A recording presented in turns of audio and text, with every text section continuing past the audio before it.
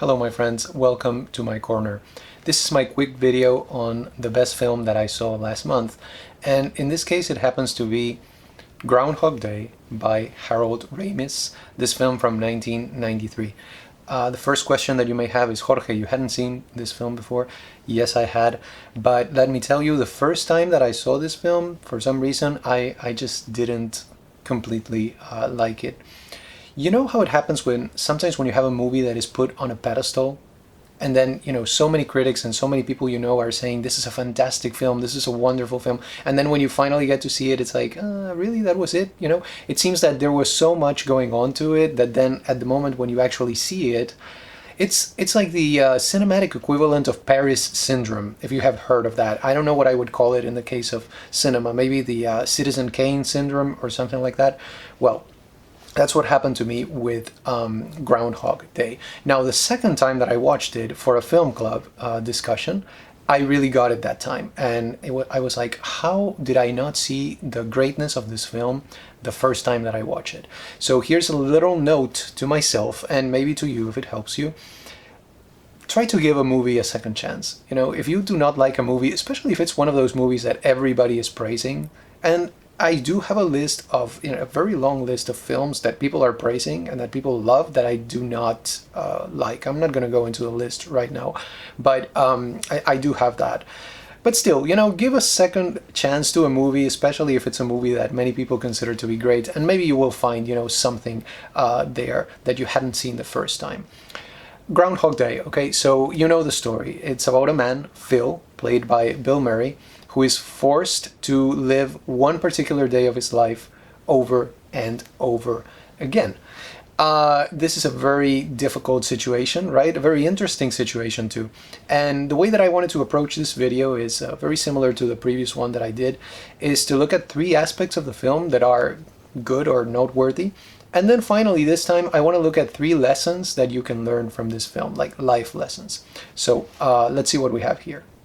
The first thing I like about Groundhog Day is that this is a very deep and philosophical film, if you actually, dig a little bit deeper than the surface.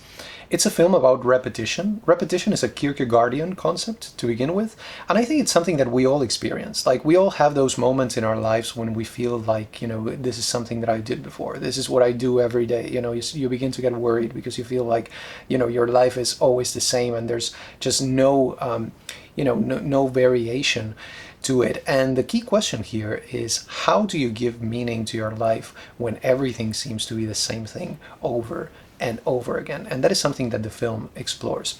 We also have there the concept of the eternal return, which is a Nietzschean concept. This idea that maybe what we are living right now, we have already done this. Like, the things that happen in history in the world have already happened, and it's all a repetition, like a tape that repeats itself over and over again, which is a very awful concept to consider, and it was for Nietzsche too. Then, if you remember, at many points in the movie, this is where it gets a little bit dark, Phil considers suicide, right?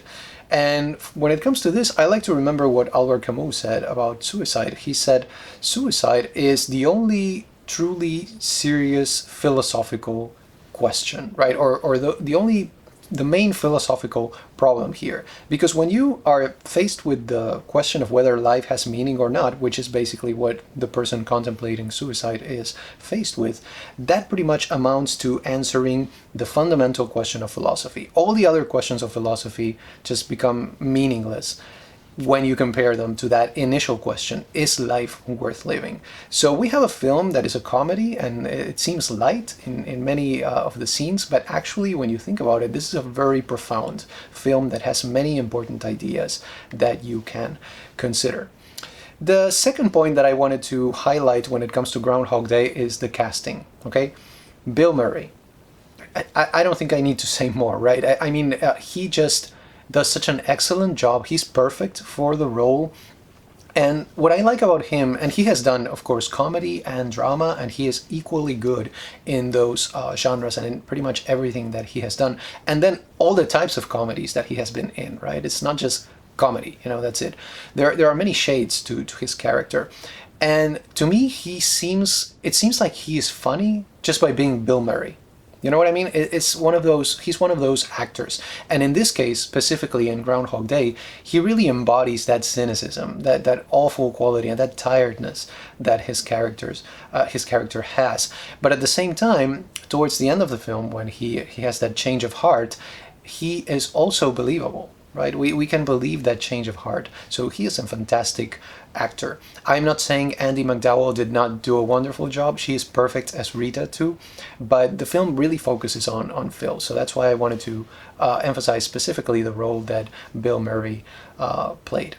Then a final aspect that I think is important when it comes to this film is the editing. Okay, and here's a question for you. How do you make a movie about repetition not repetitive? Okay, and I think that the filmmakers here pull it off perfectly. It's just amazing what they do with this premise, right, that has to do with repetition, and they can make a film that is interesting, a film that is a pleasure to watch, even though in a way we are seeing things repeating themselves over and over again. How do they do that? Well, they focus on different parts of the day, right, and they have a wonderful balance between showing and telling on the other side, right?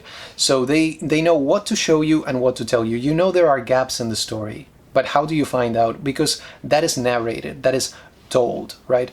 As opposed to shown on camera. So show and tell, when I think of show and tell, I think of Henry James, and I think he would have approved of the script for Groundhog Day. There is just not a dull moment in this film about dullness. You know what I mean? It's just fantastic. So well done. And that is one of the things that I did not appreciate the first time that I watched this film, but that became evident to me the second time. Finally, I wanted to explore 3 life lessons. And you may say, Jorge, really, are you looking for lessons in films? Films are not primarily didactic, but the didactic aspect of films is definitely there if you want to look for it. I'm pretty good at looking for lessons in things and trying to see what a certain book or what a certain movie can teach me and how they can help me to live a better life. So I just wanted to share this with you. First lesson. First thing we can learn from Groundhog Day: work with what you have. Okay, so he is given this particular day. He thinks at one point, oh, it could have been this other day. You know, that would have been so much better. Why did it have to be this particular day? Well, that's what you have, you know. There are some times with certain things in life, that's what you have, and you have to make the best of it. So that's one lesson that this movie teaches us, or that we could derive from it, you know, if we are actually looking for these lessons there. The second lesson has to do with the beauty of becoming the best version of ourselves that we can possibly be. That is what Phil does, right? At the beginning, he is not very happy with the situation, but as time goes on and he realizes that there's nothing he can do about it, really, he starts to polish himself, to become a better person, right? To take others into consideration, to help others. And that is definitely there in the film, and I think it's a great lesson. You know, become the best version of yourself that you can possibly be. And a little bit related to this, the third lesson that I would share with you is the idea of the joy of putting other people before ourselves, which is also what Phil does at the end. You know, at first he sees Rita as an object only. You know, he just objectifies her, and he just wants to sleep with her or something like that, right?